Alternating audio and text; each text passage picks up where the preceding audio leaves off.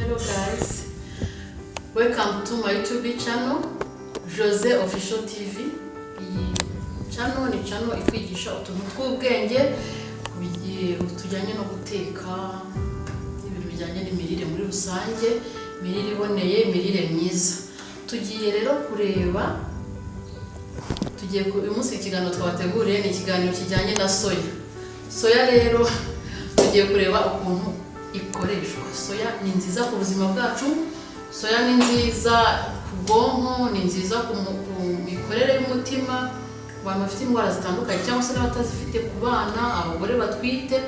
Soya ni igihingwa cyiza, ariko nubwo ari igihingwa gifatwa nka proteine, ibyubaka umubiri muri rusange, tugiye kureba rero uburyo soya wayikoramo amata.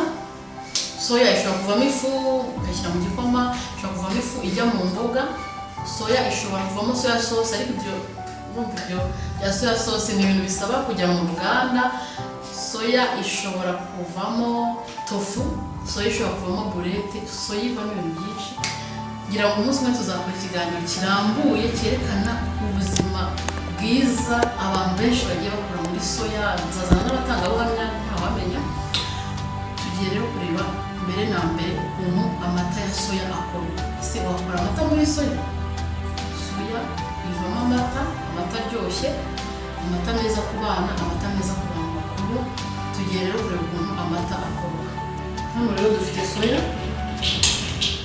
Soya yacu narayinitse nijoro, urayinika ikamara amasaha 8. Urabona ukuntu yabaye yanganye nk'ibishyimbo. Nayinitse nijoro, mu gitondo tuyikuramo. Iyo irengeje amasaha 8 ntabwo ari byiza. Iyo irengeje amasaha 8 tofu iravungagurika cyangwa se amata ukabona ntabwo ameze neza. Rero tugiye kwerekana ukuntu wakora amata yawe muri soya. Mbere na mbere dufite blender yacu, tugiye gushyiramo amazi.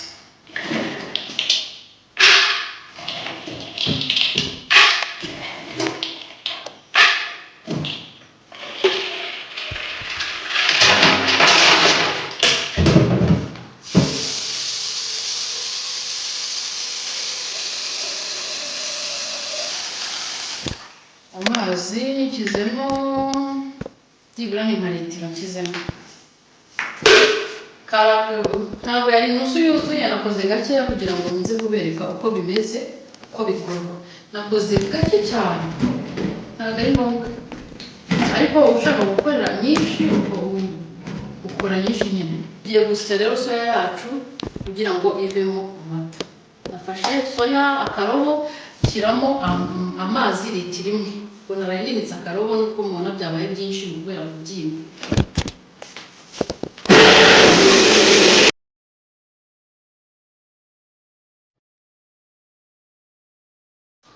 Tumaze gusya rero amata yacu yabonetse, kandi murabona ko ari amata y'umweru. Tugiye kuyayungurura. Ngiye gukoresha kino kiyunguruzo kinini kugira ngo byihute. Niba ushatse gukoresha utundi tuyunguruzo twabugenewe.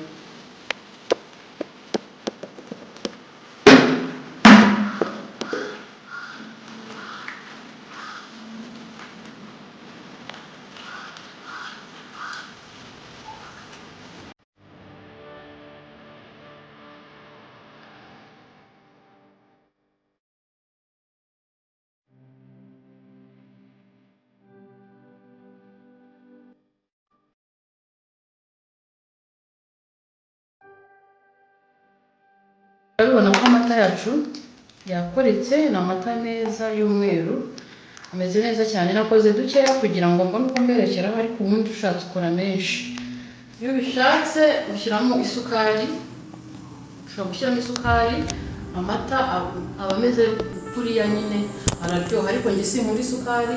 Ku bantu batamenyereye soya, igira impumuro idasanzwe. Iyo utaramenye impumuro yayo ushyiramo umucyayi cyangwa se ikindi kintu gihumuza nk'amajyane cyangwa kofi.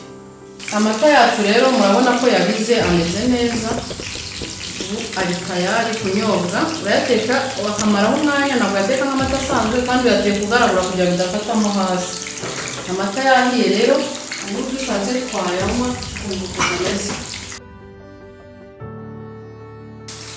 uwashaka yahita ayanywa. Murayabona ukuntu ameze. Noneho rero dusoza turibaza ngo ese iyi video hari iki gufashije? Ese iyi video hari iki kwigishije? Mubimbwire muri comment. Ndabakunda, mugire umunsi mwiza. Mwibuke gukora subscribe, mwibuke gukora like, mwibuke gukora share. Hanyuma mumbwire uko mubitekerezaho muri comment. Murakoze, mugire umunsi mwiza. Ndabakunda cyane.